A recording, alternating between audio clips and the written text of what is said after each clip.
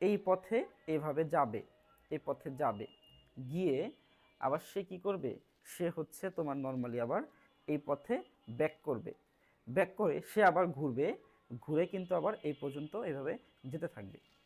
ঠিক আছে, এটা খেয়াল করলে তোমরা বুঝবা যে এইটাও একটা কি ধরনের গতি, এটা একটা পর্যায়ভিত্তিক গতি, যেটা কিন্তু তোমার সরলরৈখিক আকৃতির হয়। একটু খেয়াল করে দেখো এই জায়গাতে যে এই বস্তুটা বা এই ছেলেটা সে কি করতেছে, সে কিন্তু তোমার নর্মালি যখন এই পাশ থেকে সে যখন যাত্রা শুরু করছে, সে তার দিকটা হচ্ছে এদিকে, তার দিকটা হচ্ছে এদিকে, সে এদিকে যাচ্ছে, তাই তো, সেই দিকে যাচ্ছে। এখন সে আবার কি করতেছে, এই পাশ থেকে ব্যাক করতেছে, সেই পাশ থেকে আবার ব্যাক করতেছে, কিন্তু এটাকে কিন্তু আমরা পর্যায়ভিত্তিক গতি বলতে পারবো এভরিওয়ান। আশা করি তোমরা সকলেই ভালো আছো। তো তোমরা জানো যে আমাদের এইচএসসি ফিজিক্সের চ্যাপ্টার 8 চলতেছিল, অর্থাৎ পর্যায়বৃত্ত গতি চ্যাপ্টারটা আমরা শুরু করতেছিলাম ঈদের আগে। তো একটা ক্লাস আমাদের হয়েছিল, তো আজকে আমাদের সেকেন্ড ক্লাস শুরু হচ্ছে ঈদের পর থেকে, এবং এখন থেকে ইনশাল্লাহ আমরা কন্টিনিউ এইচএসসি ফিজিক্সের কন্টেন্ট দিতে থাকবো। তো যেহেতু ক্লাসগুলো হচ্ছে ভার্চুয়াল রিয়েলিটি টেকনোলজি ব্যবহার করে হচ্ছে, তো আই থিঙ্ক তোমাদের ক্লাসগুলো একটু দেখা দরকার, এবং তোমাদের যদি কোনো ফিডব্যাক থাকে বা ক্লাস কীভাবে নেওয়া যেতে পারে, তো সেই ব্যাপারে তোমরা আমাদেরকে কমেন্ট করে জানাইতে পারো। তো চলো বেশি কথা না বলে আমরা মূল জায়গাতে চলে যাই। আজকে আমরা মূলত পর্যায়বৃত্ত গতির যে সবচেয়ে প্রথম যেই টপিকটা, যাকে আমরা বলি হচ্ছে পর্যায়বৃত্ত গতি। তো এই পর্যায়বৃত্ত গতির যে আকৃতিগুলো আছে বা কত ধরনের বা কত আকৃতির পর্যায়বৃত্ত গতি হতে পারে, তো সেইগুলো নিয়ে একটু আমরা আলোচনা করব। ওকে, তো এগুলো আমাদের আগের ক্লাসে হয়ে গেছিলো। তো পর্যায়ভিত্তিক গতির বা পিরিয়ডিক যে মোশন, এইটার দুইটা শর্ত আছে, দুইটা শর্ত মেনটেন করে চলে। এক নম্বর শর্ত হচ্ছে যে তোমার নির্দিষ্ট সময় পর পর এবং একই দিক থেকে অতিক্রম করতে হবে। তো নির্দিষ্ট সময় পর পর এবং একই দিক থেকে যদি অতিক্রম করে, তাহলে এই ধরনের গতিকে আমরা বলবো হচ্ছে তোমার পর্যায়ভিত্তিক গতি। তো এই যে এইখানে প্রথম যেই কন্ডিশনটা আমরা দেখতেছি, নির্দিষ্ট সময় পর পর। তো দেখো এই নির্দিষ্ট সময় পর পর এইটার মধ্যে কিন্তু মূলত আমরা পর্যায় কাল চিন্তা করতে পারি। অর্থাৎ পর্যায়কালটা কি আসলে, পর্যায়কাল হচ্ছে যে নির্দিষ্ট সময় পর পর যদি একই কাজ পুনরাবৃত্তি হয়, তাহলে ওই সময়কে আমরা মূলত পর্যায়কাল বলি, তাই তো। তার মানে নির্দিষ্ট সময় পর পর যে ব্যাপারটা আমরা দেখতেছি, তো এটাকে আমরা মূলত পর্যায়কালও কিন্তু বলতে পারি। আর দুই নাম্বার কি, একই দিক থেকে ক্রিয়া করবে, একই দিক থেকে তোমার সবসময় রান করবে। তো এই ধরনের আমরা গতিকে বলতে পারি হচ্ছে পর্যায় ভিত্তিক গতি। তো আমরা মূলত আজকের ক্লাসে পর্যায়ভিত্তিক গতির যে আকৃতিগুলো আছে, মানে কত ধরনের পর্যায়ভিত্তিক গতি হইতে পারে, এইটা নিয়ে আমরা একটু প্র্যাকটিক্যালি বোঝার চেষ্টা করব উদাহরণের সাথে। তো চলো প্রথমেই আমরা বলতে পারি যে তোমার পর্যায়ভিত্তিক গতি এটা বৃত্তাকার হতে পারে। খুবই ইজি, বৃত্তাকার কিভাবে হতে পারে, বৃত্তাকার হতে পারে এইভাবে। ধরো আমরা যেই ঘড়ি ইউজ করি বাড়িতে, বাসা বাড়িতে, তো এই ঘড়িটা কি আসলে বৃত্তাকার হয় না? দেখো যে ঘড়িটা ধরো, চিন্তা করো যে ধরো এইটা একটা ঘড়ি, তাই তো। এখন এই ঘড়ির কি হয়, তোমার এই জায়গাতে আমরা লিখে দিতে পারি এটা হচ্ছে তোমার 12টা, এখানে হয় হচ্ছে 6টা, এখানে হয় তোমার 9টা, ধরো এখানে হয় 3টা। ঠিক আছে, তো এটা একটা যে ঘড়ি চিন্তা করি, তাহলে এই ঘড়ির যেই ঘন্টার কাঁটা বলো, তোমরা সেকেন্ডের কাঁটা বলো বা মিনিটের কাঁটা বলো, যেটাই তোমরা বলো, তো এই যে এই ঘড়িটার যে কাঁটাটা, এই কাঁটাটা কি করবে, এই কাঁটাটা কিন্তু তোমার নর্মালি সে কি করবে, সে হচ্ছে 12টা থেকে শুরু হবে, তারপরে এরকম হইতে হইতে হইতে হইতে ঘুরতে ঘুরতে সে ঘুরতে ঘুরতে কি হবে, সে এরকম ঘুরতে ঘুরতে আবার তোমার আবার এই 12টাই চলে যাবে।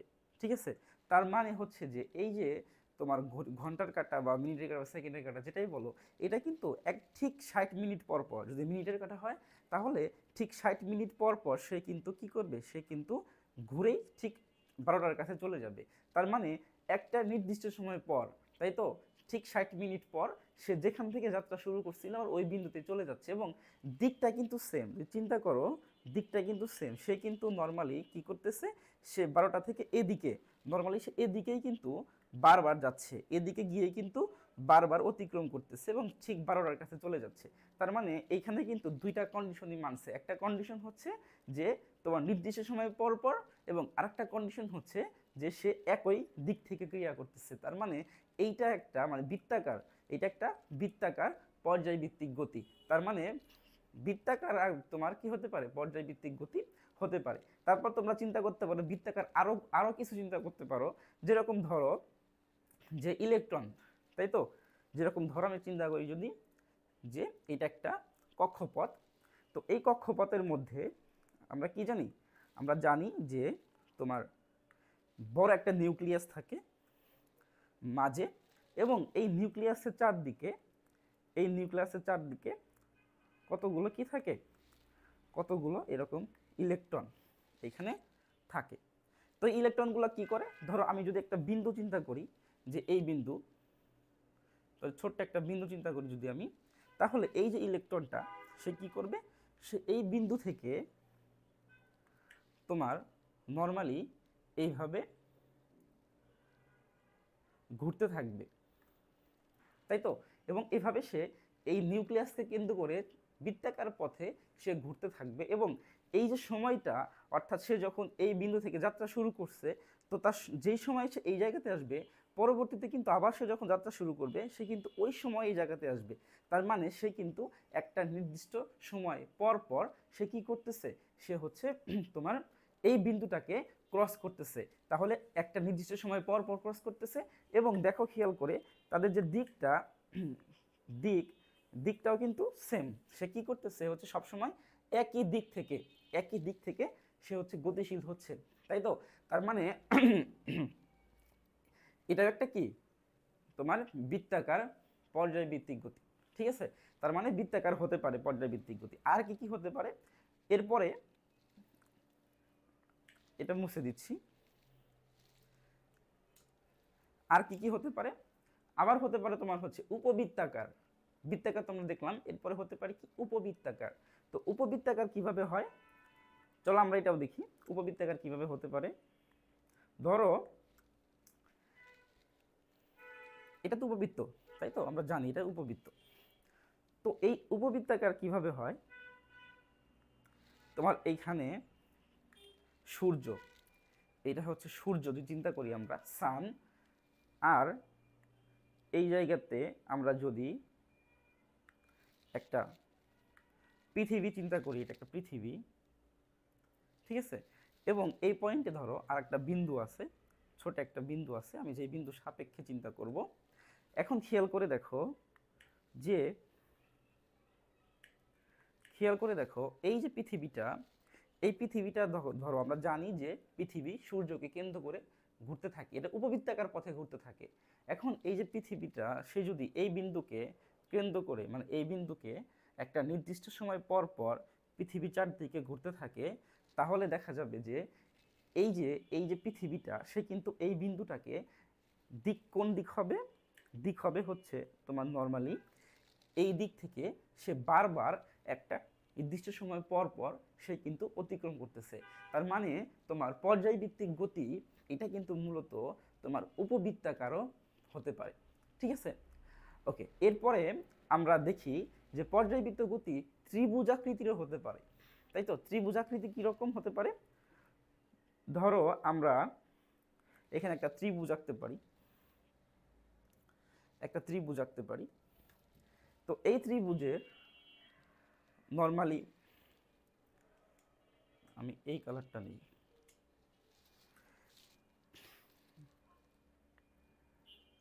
এখান থেকে নেই, সমস্যা নেই। ধরো এই যে বিন্দুটা, মানে এই বস্তুটা, সে কিন্তু তোমার এই জায়গা থেকে যদি আমি এইখানে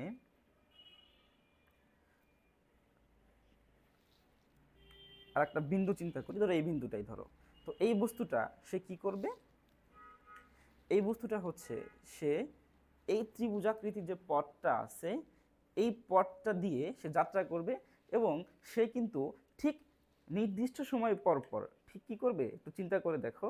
ঠিক নির্দিষ্ট সময় পর পর সে এই দিক থেকে সে কি করতেছে, এই দিকে যাচ্ছে এবং সে এই দিক থেকে বারবার এই বস্তুটাকে অতিক্রম করতেছে। তার মানে এটাও কি একটা তোমার পর্যায়ভিত্তিক গতি। তার মানে পর্যায়ভিত্তিক গতি তোমার এটা কি ত্রিভুজ আকৃতিরও হতে পারে। এরপরে পর্যায়ভিত্তিক গতি তোমার চতুর্ভুজ আকৃতিরও হতে পারে। চতুর্ভুজ আকৃতির, ধরো যদি আমরা একটা চতুর্ভুজ চিন্তা করি, এটা একটা চতুর্ভুজ, তাই তো? এটা চতুর্ভুজ চিন্তা করলে ছোট করে নেই। এখন এই বলটা ধরো এই পয়েন্টটাকে, এই যে পয়েন্টটা দেখতেছো এই পয়েন্টটাকে, এই বলটা কি করতে পারে, এই বলটা কিন্তু তোমার এই দিক থেকে একটা নির্দিষ্ট সময় পর পর অতিক্রম করতে পারে। এই পয়েন্টটাকে, এই বলটা তোমার কোন দিক থেকে, এই যে এই দিক থেকে, এই দিক থেকে একটা নির্দিষ্ট সময় পর পর কি করতে পারে, অতিক্রম করতে পারে। তার মানে পর্যায়ভিত্তিক গতি তোমার চতুর্ভুজাকৃতিরও হতে পারে। ঠিক আছে, পর্যায়ভিত্তিক গতি চতুর্ভুজাকৃতিরও হতে পারে। ওকে, চলো এরপরে আমরা দেখব আরো কত আকৃতির হতে পারে। আরো কত আকৃতির হতে পারে। পর্যায়ভিত্তিক গতি তোমার নর্মালি যে কোনো আকৃতিরই হতে পারে, যে কোনো আকৃতিরই হতে পারে। ধরো আমি কোন একটা শেপ লিখতেছি, ধরো এরকম একটা শেপ, এটা একটা গতিপথ, তাই তো? এটা একটা গতিপথ। তো দেখো এই গতিপথের মধ্যে যদি আমি একটা বিন্দু কল্পনা করি, কালারটাকে একটু চেঞ্জ করে নেই। ধরো এই বিন্দুটা এই পয়েন্টকে সে কি করবে, সে হচ্ছে একদম এই দিক থেকে, তার দিক হবে এরকম, সে এই দিক থেকে ঘুরে ঘুরে ঘুরে ঘুরে এই দিকে আসবে এবং এই পয়েন্টে এসে আবার চলা শুরু করবে। তার মানে হচ্ছে দেখো এই যে বস্তুটা সে কিন্তু তার একটা নির্দিষ্ট দিক দিয়ে, তাই তো? সে একটা নির্দিষ্ট দিক, সেই দিকটা কোনটা? সেই দিকটা হচ্ছে নর্মালি সে দেখো এই দিক দিয়ে, সে এই দিক দিয়ে কী করতেছে, বারবার তোমার এই যে বিন্দুটা, এই বিন্দুকে সে অতিক্রম করতেছে। ঠিক আছে, আবার তুমি যদি চিন্তা করো সে কিন্তু এদিক দিয়ে এখানে অতিক্রম করতে পারে, তাই তো? দেখো খেয়াল করো, যেহেতু এটা একটা কমপ্লেক্স একটা আকৃতি, এই জন্য সে দুই দিক দিয়ে অতিক্রম করতে পারে। সে এদিক দিয়েও করতেছে, এদিক দিয়েও করতেছে। এখন আমি যদি একটা পয়েন্ট চিন্তা করি, যে ধরো এখানে পয়েন্ট হচ্ছে একটা, এখানে পয়েন্ট আমি একটা দিয়ে দিই, যে এই পয়েন্ট, তাহলে এই পয়েন্টের কথা তুমি একটু চিন্তা করে দেখো। এই বলটা সে কিন্তু তোমার নর্মালি এই পয়েন্ট থেকে চিন্তা করি যে সে এরকমভাবে এভাবে যাবে, এভাবে ঘুরে ঘুরে ঘুরে ঘুরে ঘুরে ঘুরে কি করবে, এইখানে আসবে। তাহলে দেখো একটা পয়েন্ট যদি আমি চিন্তা করি, তাহলে কিন্তু এই জায়গাতে সে কিন্তু একটা নির্দিষ্ট দিক দিয়েই তোমার কি করতেছে, বারবার অতিক্রম করতেছে। সেটা কোনটা? সেটা হচ্ছে তোমার নর্মালি এই দিক দিয়ে অতিক্রম করতেছে দেখো, এবং নির্দিষ্ট সময় পর পরে। তার মানে এখান থেকে সে যখন এভাবে যাচ্ছে, এভাবে গিয়ে এখানে আসতে যে সময়টা লাগতেছে, সেকেন্ড টাইম যখন আবার সে যাচ্ছে, সে সম্পূর্ণ পথ ঘুরে বিন্দুতে আসতে আবার সেম সময়টাই নিচ্ছে। তার মানে যে কোনো ধরনের আকৃতির তোমার কি হতে পারে, পর্যায়বৃত্তের গতি হতে পারে। আচ্ছা, এখন এখন একটা প্রশ্ন থাকে সব সময় যে তোমার সরল রৈখিক গতি, যেটা সরল রৈখিক গতি মানে সোজা পথ, এই সরল রৈখিক গতি আসলে পর্যায়ভিত্তিক গতি হতে পারে কি না? হ্যাঁ, সরল রৈখিক গতিও কিন্তু মূলত পর্যায়ভিত্তিক গতি হতে পারে। কিভাবে? চলো আমরা একটু বোঝার চেষ্টা করি এটা কিভাবে হতে পারে। এই যে এখানে একটা মানুষ আছে, সে কি করতেছে, সে হচ্ছে একটা রাস্তা দিয়ে চলতেছে, সে একটা ধরো রাস্তা দিয়ে চলতেছে, সে এরকম একটা রাস্তা দিয়ে সে কি করতেছে, সে হচ্ছে মুভ করতেছে, এটা তার রাস্তা, সেই রাস্তা দিয়ে মুভ করতেছে, চলতেছে। এটা একটু নিচে নামাই, সে একটা এরকম রাস্তা দিয়ে চলতেছে, এটা তার রাস্তা। ওকে, তো এখন আমরা যদি এই পয়েন্টে একটা বিন্দু চিন্তা করি, ধরো এই পয়েন্টে একটা বিন্দু আছে, এখন এই ছেলেটা কি করবে, এটা খেয়াল করলে বুঝবা যে এই ছেলেটা কিন্তু তোমার নর্মালি সে এই পথে এভাবে যাবে, এই পথে যাবে, গিয়ে আবার সে কি করবে, সে হচ্ছে তোমার নর্মালি আবার এই পথে ব্যাক করবে, ব্যাক করে সে আবার ঘুরবে, ঘুরে কিন্তু আবার এই পর্যন্ত এভাবে যেতে থাকবে। ঠিক আছে, এটা খেয়াল করলে তোমরা বুঝবা যে এইটাও একটা কি ধরনের গতি, এটা একটা পর্যায়ভিত্তিক গতি, যেটা কিন্তু তোমার সরলরৈখিক আকৃতির হয়। একটু খেয়াল করে দেখো এই জায়গাতে যে এই বস্তুটা বা এই ছেলেটা সে কি করতেছে, সে কিন্তু তোমার নর্মালি যখন এই পাশ থেকে সে যখন যাত্রা শুরু করছে, সে তার দিকটা হচ্ছে এদিকে, তার দিকটা হচ্ছে এদিকে, সে এদিকে যাচ্ছে, তাই তো, সেই দিকে যাচ্ছে। এখন সে আবার কি করতেছে, এই পাশ থেকে ব্যাক করতেছে, সেই পাশ থেকে আবার ব্যাক করতেছে, কিন্তু এইটাকে কিন্তু আমরা পর্যায়ভিত্তিক গতি বলতে পারবো না। পর্যায়ভিত্তিক গতির দুইটা কন্ডিশন ছিল, একটা ছিল যে সে হচ্ছে কি করবে, সে হচ্ছে নির্দিষ্ট সময় পর পরে একটা বিন্দুকে অতিক্রম করবে, ঠিক আছে, এবং একই দিক থেকে করবে, দুইটা কন্ডিশনে মেনটেন করতে হবে। তো এটাতে একই দিক হচ্ছে না, এটা হচ্ছে একবার এদিক দিয়ে যাচ্ছে আবার এদিক দিয়ে যাচ্ছে।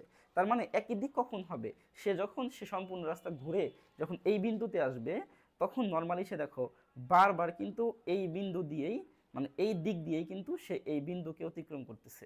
ঠিক আছে, বারবার সে কি করতেছে, এদিক থেকে এদিকে যাচ্ছে, আবার ঘুরে এখানে আসতেছে, এখান থেকে আবার বারবার সে একই দিক থেকে একটা বিন্দুকে কি করতেছে, অতিক্রম করতেছে। এবং এই যে এইখান থেকে এইখান পর্যন্ত যে সময়টা দেওয়া আছে টি, এটাও কিন্তু নির্দিষ্ট সময়, তাই তো।